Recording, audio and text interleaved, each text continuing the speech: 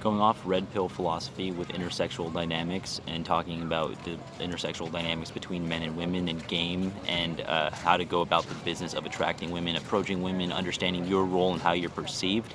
There's 4 categories that a woman's going to place you in, whether she consciously acknowledges it or not. It's the alpha fucks, the beta bucks, the alpha bucks, and the beta fucks. Now, no guy is solely this label, and various points of his life, he's going to be in all 4 depending on the woman and the circumstance and how she's personally viewing it.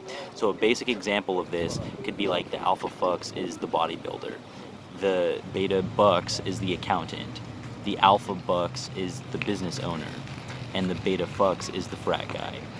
Now, some people might say, oh, well, the frat guy, he hosts parties and gets a lot of girls, so that's alpha, but there's layers to it. It's just a white guy with rich parents, therefore he just has resources to be frat president at like a young time in his life, because then a lot of guys like that too, they could go out into the real world 23 years old after college in a group of people where nobody knows or cares about that school, and all of a sudden he has this realization like, well, how come this girl views me beta, or like, why doesn't she like me, or like, how come this girl that I was with is with a different guy now? Like, he hasn't like seen the layers of it. So no guy is just like solely alpha, solely beta, solely one of these 4 categories at all times. It depends on the woman, the circumstance, the perspective of each individual. A guy that's alpha in the eyes of one woman might be beta in the eyes of another.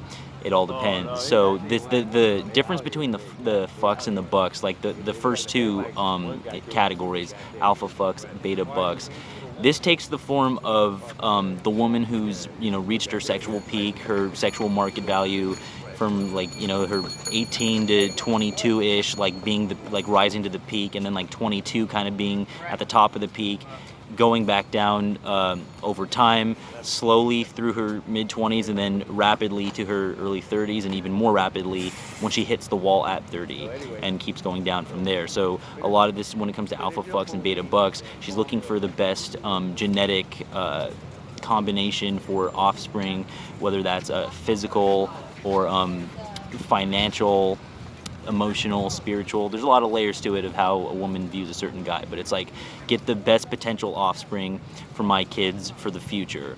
And that's just like the mentality behind it. So the alpha fucks could be like the guy that she likes, that she's attracted to, that really gets her going.